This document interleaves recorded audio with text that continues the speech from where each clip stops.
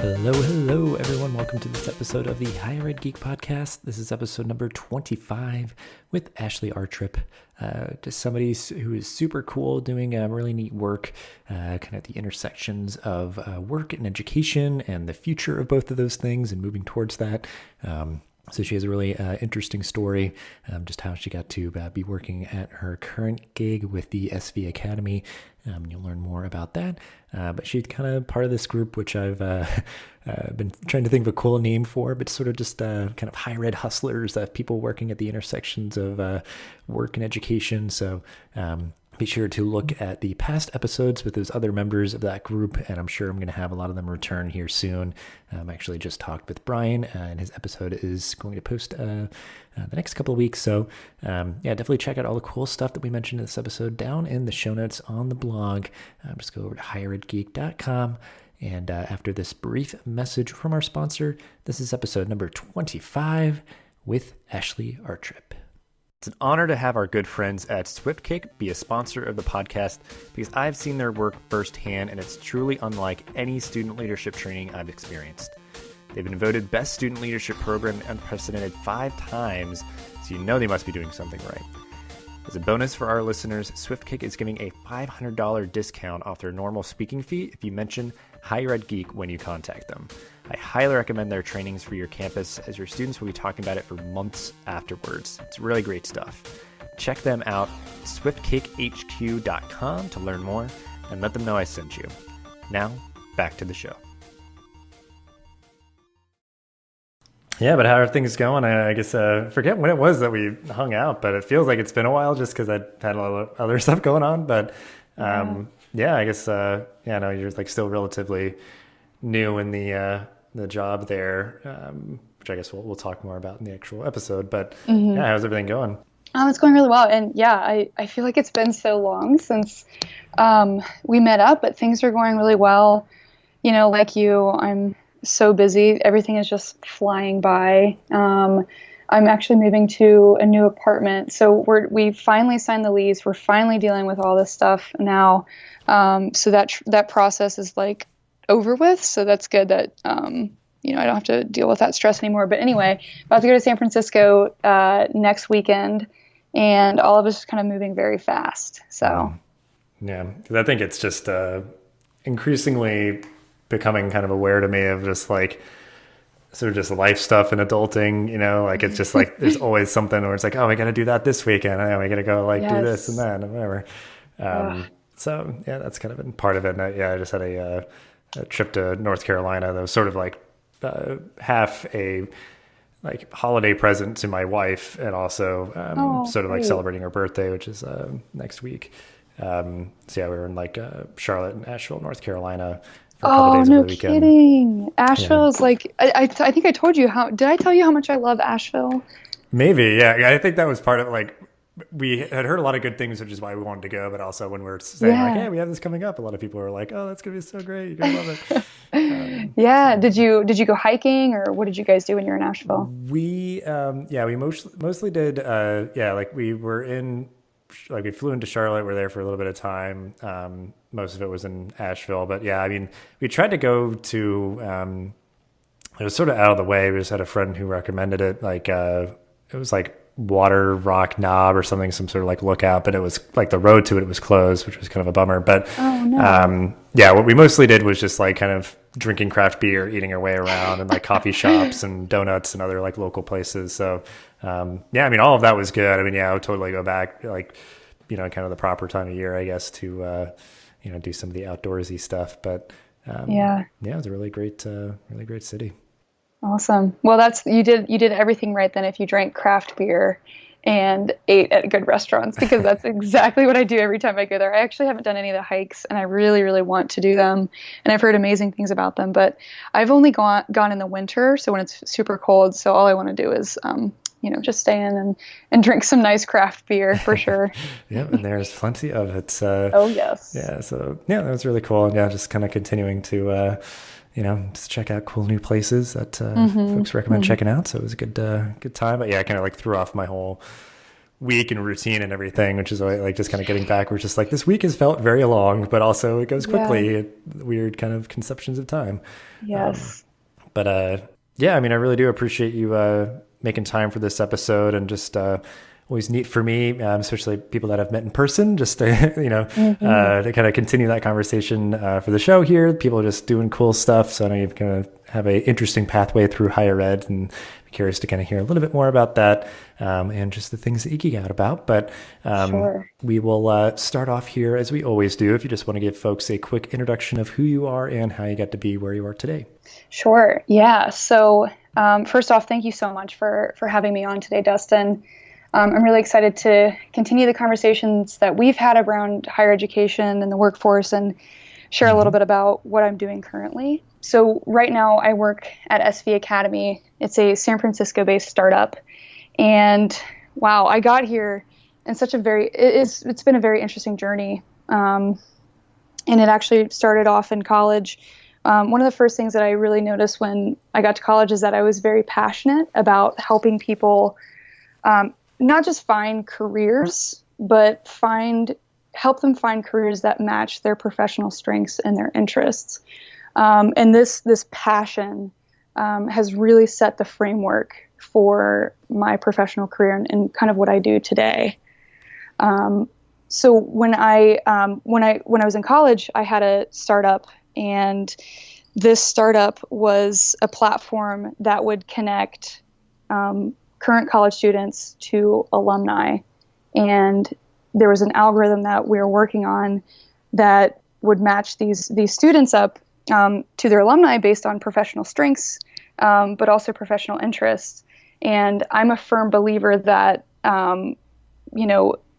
people, when college students are getting advice, they don't necessarily have all the proper context. They don't have all the proper self-awareness that they need to be able to filter that career advice.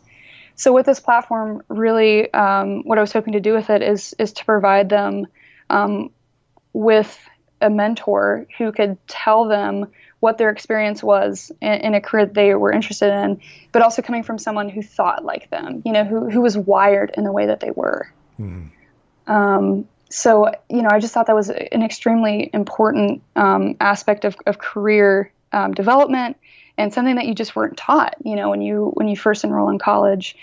And, this idea for the startup really came from what all freshmen in college do, is just ask around. And when you're first meeting people, one of the common things that you hear is, what's your major?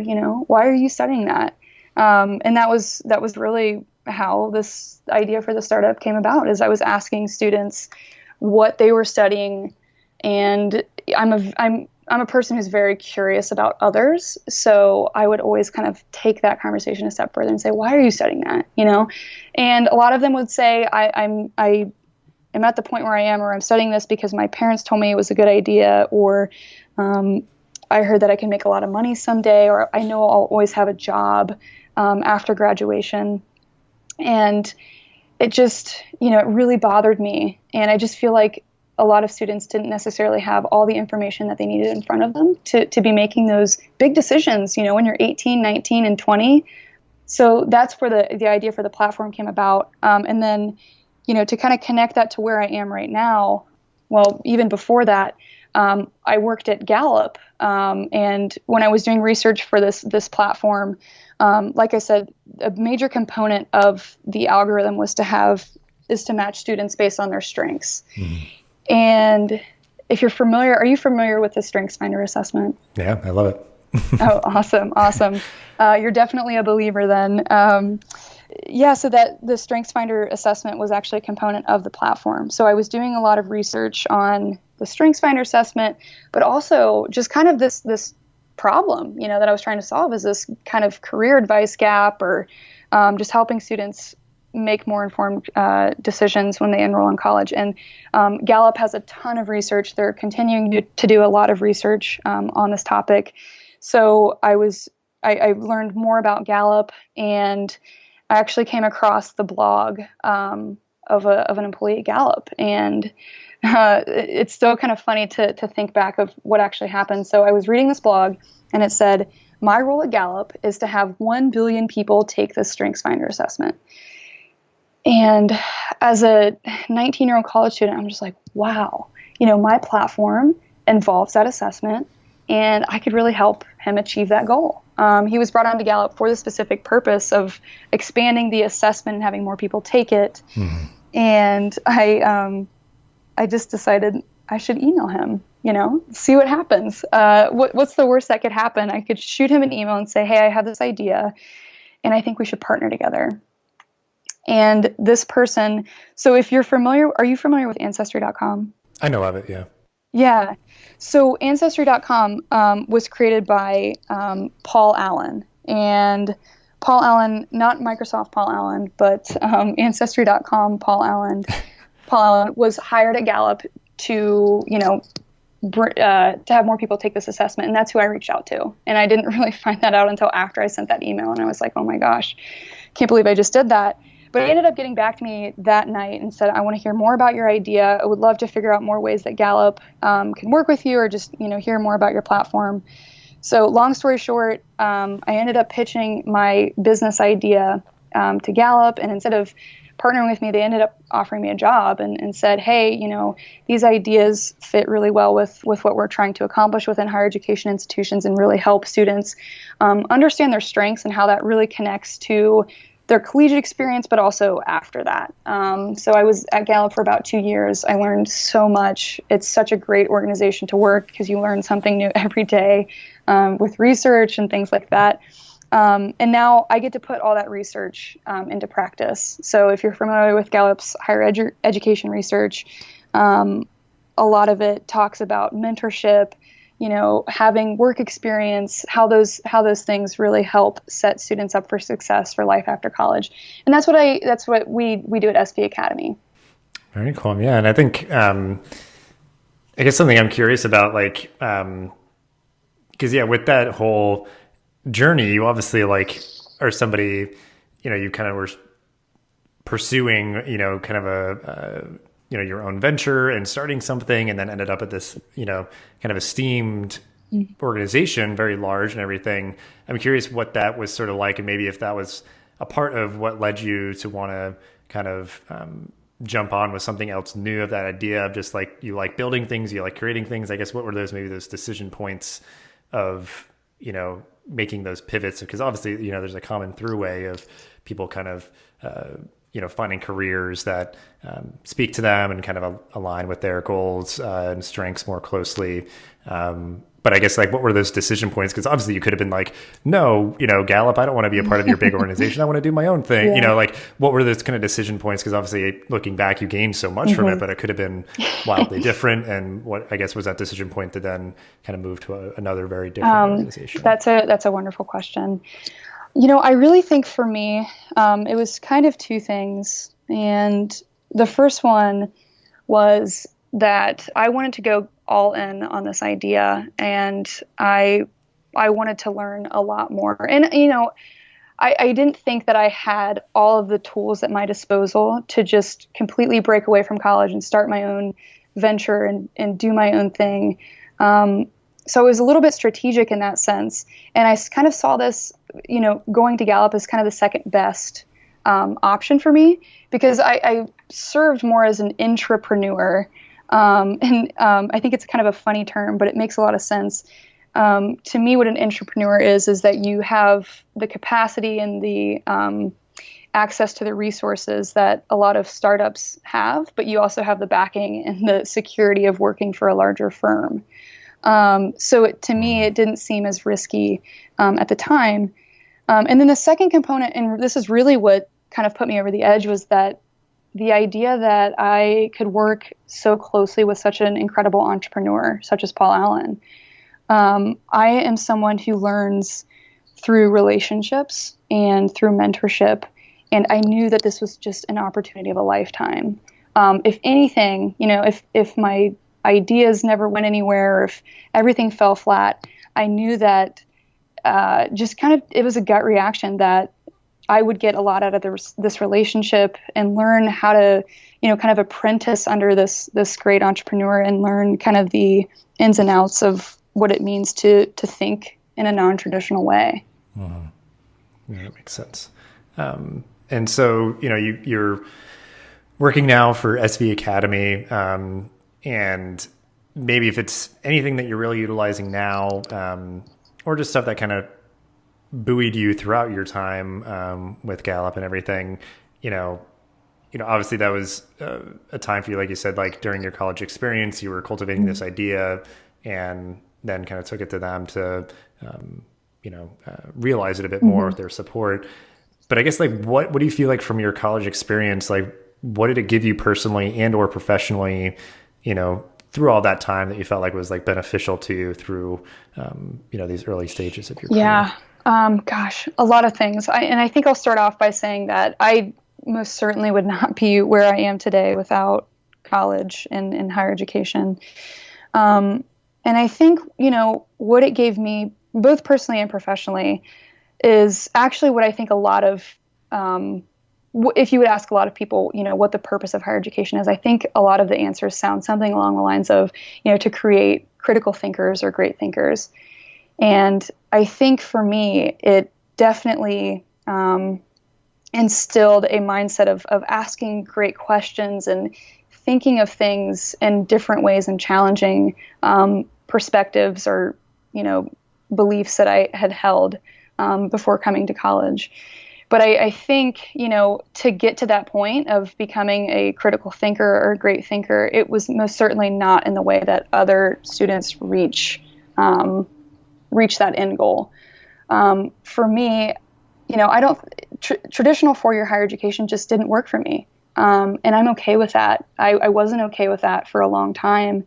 But I think now, as someone who has seen what can come of questioning the sort of linear or not necessarily safe path, but the traditional path of going to higher education and going into the workforce, looking at it from a different lens, I think has really equipped me with a mindset that you need to question things. And I think that kind of goes back to the thinking piece.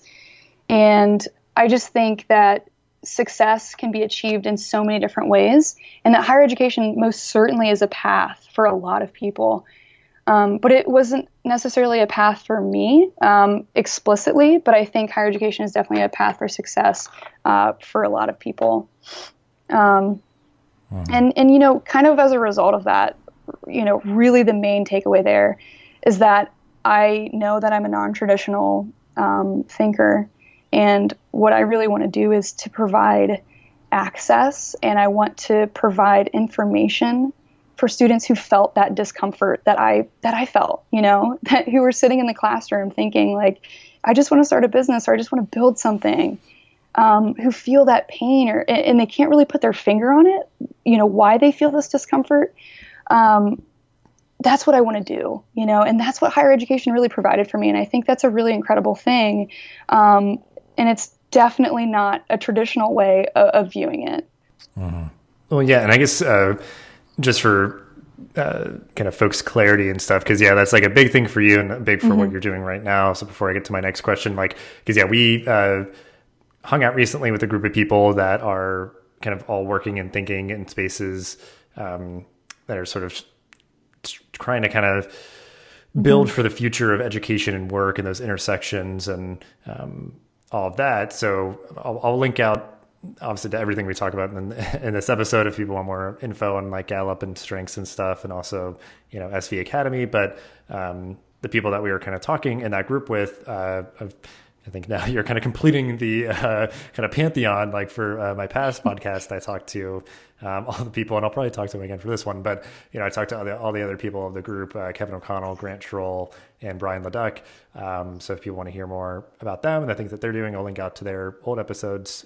Still good stuff there, and good, links to good stuff in their show notes respectively. But yeah, kind of what you're doing now is, the higher ed landscape is, diverse and varied. And, I think there has been that movement where like everybody should go and get a 4-year degree. That's what everybody needs. And, I think we've kind of come over that crest and kind of are coming down from that, of knowing that there's a lot of flexibility in the way that higher ed can be delivered and the outcomes that we want and the skills that people want to cultivate and all that. So that's a lot of the work that you're doing right now with SV Academy. So if you want to talk a little bit more about your current work and like what you enjoy most about it, just so folks know a little bit more about Sure. what you do now. So first off, I can explain a little bit about SV Academy, and then I'll get into a little bit more about my work specifically and what really excites me about it. So SV Academy kind of sits in this in between space of higher education and the workforce. And SV Academy is a 12-week fellowship for college seniors and recent graduates who are interested in working in startups in the Bay Area. And throughout this 12-week experience, we equip students with the training, the coursework, all the information on tech tools that they'll be using in their full-time jobs. And so we provide them with that knowledge and that training, but we also provide them with mentorship. And this mentorship, this one-on-one mentorship comes from folks who work at places like Google, LinkedIn, Facebook, Oracle, and they kind of provide this second layer of information, which is kind of the unwritten rules of business and some of the things that you aren't necessarily taught in a traditional higher education experience. How to successfully navigate a startup landscape and in the workforce within Silicon Valley. And I'm particularly excited about that. So they go through this 13-week program, and then we actually place them in one of our 30-plus startup portfolio companies. And these are all companies who are in Series A funding. They're all fast-growing startups. They're all with small teams, but these teams are all very structured, and they're really excited to work with SV Academy just because we really match the fellow from SV Academy up with their managerial style. And I think that's really important too. When I was thinking back about my time and helping students figure out what they want to do as their first job, one of the things that you don't really hear people talk about is, figuring out who your first manager. How do you want that relationship to look like? And at SV Academy, really take that into consideration and really try to match folks up based on personal strengths and, again, just sort of the way they go about completing their work. And then, so after the placement, we provide 12 more months of on-the-job coaching. So once students hit the ground running, they've started at their new jobs, they work with us for 12 more months, and we work with their managers directly to ensure that they are comfortable in their new roles, but not only comfortable, but they're also exceeding expectations of the employer and exceeding their own expectations, and really being set up for success. Very cool. Yeah, and I guess then what do you enjoy most about that work that kind of maybe like led you to the organization? Sure. So one of the things, what really stood out to me about SV Academy when I first heard about it is the mentorship aspect. As I mentioned earlier, I learned through mentors and I learned through doing and experiential learning. So I was initially just drawn to the program itself. In my role, what really excites me about what I do on a daily basis is I partner with higher education institutions, and I work with anyone from a president to a career service advisor, and I help them identify these kind of non-traditional thinkers, so I get to kind of work with them to help identify students who are kind of like me, and they kind of think non-traditionally. They want to get their hands dirty. They want to work for a startup. It's really hard work, but they're willing to do it, and they're committed to this outcome of working in the Bay Area for a startup. And I just think that's so exciting to me. I get to wake up every single day, and my thought process is, who am I going to reach out to today? How can I make the biggest impact today? So, I not only work with traditional higher education partners, but also with nonprofits, scholarship foundations to help identify these students as well. And one thing I failed to mention previously is that 70% of our students are first-generation college students.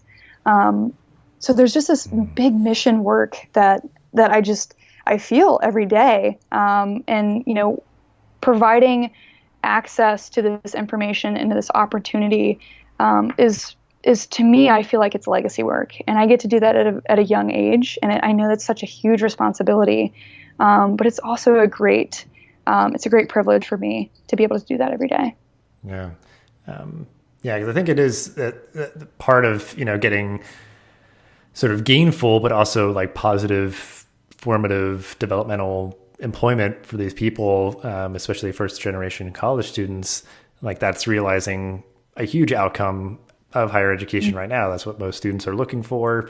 And I think they're certainly also getting those things that you were speaking of, the critical thinking skills, the curiosity, how to ask good questions, and, they're developing their identity, and social networks and things like that.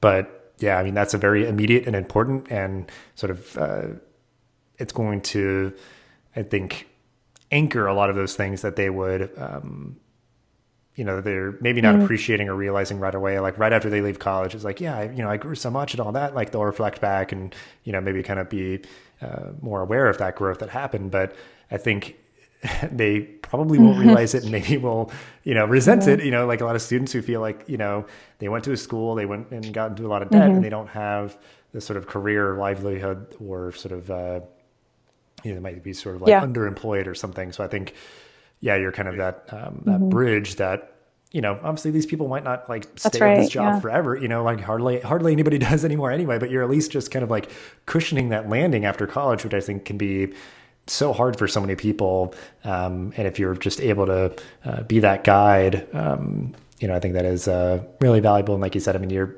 setting people up to have just a hugely positive impact for years to come. And, maybe these organizations just do amazing work with the people that get placed there, that you assist with and everything. So yeah, it's really cool. And I imagine we'll see probably more organizations doing similar work, or, just helping to kind of get the people where they need to be or where they want to be. Because I think that's part of the issue too, is just getting folks where they're needed. Yeah. So, but yeah, I mean, you noted kind of how you're a thinker. You're somebody who, I imagine is kind of in their head and just kind of thinking of big ideas and just, kind of doing all that sort of stuff. So, again, I think I resonate with people who kind of just like, I say, quote unquote, get it, I just kind of resonate with. So I imagine you kind of have a, sort of geeky personality, or maybe nerdy, or however you might want to think of it. But I guess, maybe in addition to the things, anything like professionally that you might want to note that you kind of geek out about, or anything personally, but sort of like what's capturing your attention right now? Is it stuff that maybe you've always been into? Maybe is it newer stuff?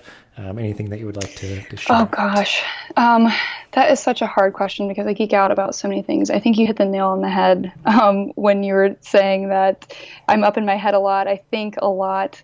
So I'll kind of share something that's been present throughout my entire life. And this is a little bit embarrassing for me to admit, but if you ask my parents, what's one characteristic about Ashley that has been present throughout her entire life? I think they would say that she has been almost obsessed with inspiration and motivational quotes. When I was a kid, I would actually get in trouble from my parents because I would use up all the ink in the printer to type out motivational quotes that I found and cut them out and tape them around my house. So not only would I use all the ink in the printer, but I would put them everywhere. So I would put them on the mirror of the bathroom. I would put them, in the doorway to go down to the basement, or put them on the kitchen cupboard or something like that. So if you can imagine, just motivational quotes everywhere. And I told myself, read it every time you walk by it to try to internalize it.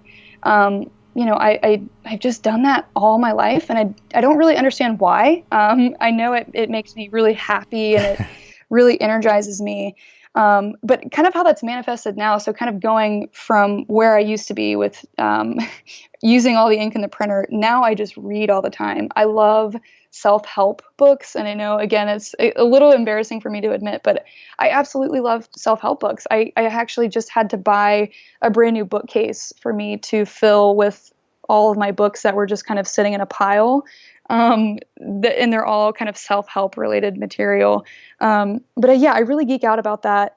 And I just think it's really empowering. It's been an outlet for me as someone, again, kind of who thinks non-traditionally and has just big ideas. It was just an outlet for me to kind of, learn more about how other people think and know that I'm kind of not alone in thinking in big ways. Yeah. And, I guess I'll say, I'm sure some people chuckle at it, but it's like, there's a lot worse things that you could be into. Like, that's fine. It's like positive, it's helpful, it's not hurting anybody. But yeah, I'll have to mention this to her, but there's somebody in my grad school cohort that has all of those sort of like inspirational posters that just have like the picture, one word, and it's like, life is what you make it, like determination. Like she has a bunch of those, and it's like, that's like one of her things. And like, it's just a simple thing. Cause I think, we have a lot of internal monologues, we have a lot of formulas, and sort of like, that's been something that I've had to work through a lot of, sort of like,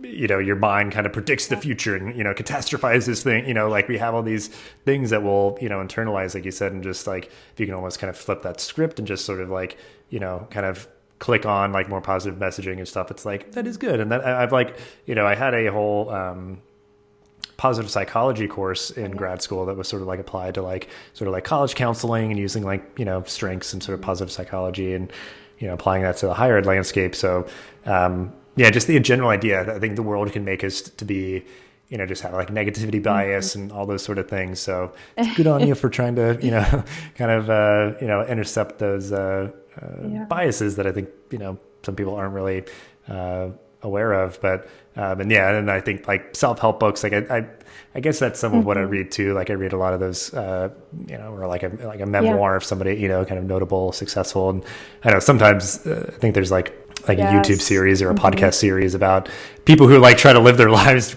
like by one book and like one person's point of view, which of course like, doesn't work out. But that is, if you have sort of like a healthy diet of just like, like anything that has worked for that one person only worked for that one person. So if it's like, if you have a healthy diet of like, sort of the best practices of like really successful people or creative people or just like people that you admire, it's like, you'll find the things that work for you. And I think, it's kind of this, you're going to have this mosaic of sort of good advice that, and end up being beneficial. So, that's definitely, because I will say, no judgment to the many podcast guests that I've had, but I think it's really funny that like, there's these very smart people, like very ambitious, successful people that I've talked to. And a lot of them, like, whether it's like what they geek out about or just like the TV and stuff that they're watching, like they have all said like reality TV. And I just always find that fascinating because I guess it is that idea of like some people who operate on such a high level just need to like turn their brain off.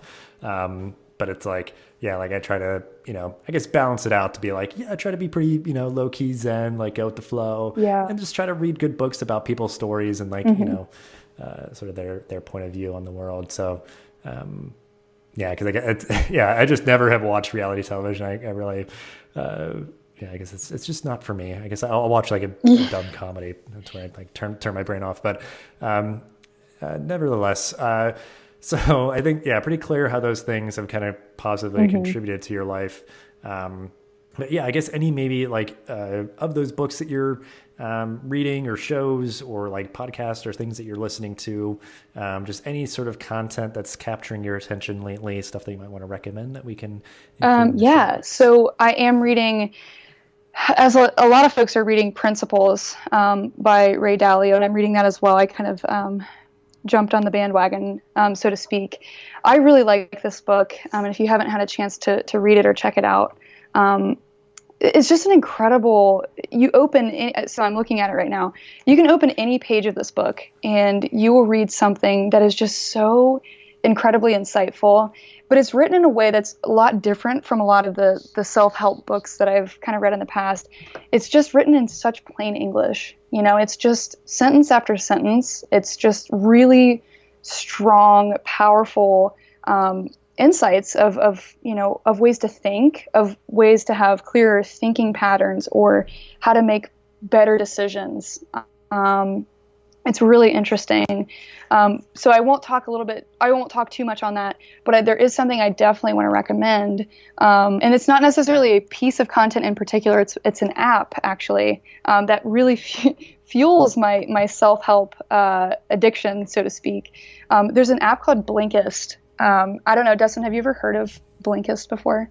I'm not aware of this. No. So it's spelled Blinkist. And what it is, it's an app on your phone, and it's short snippets of nonfiction books.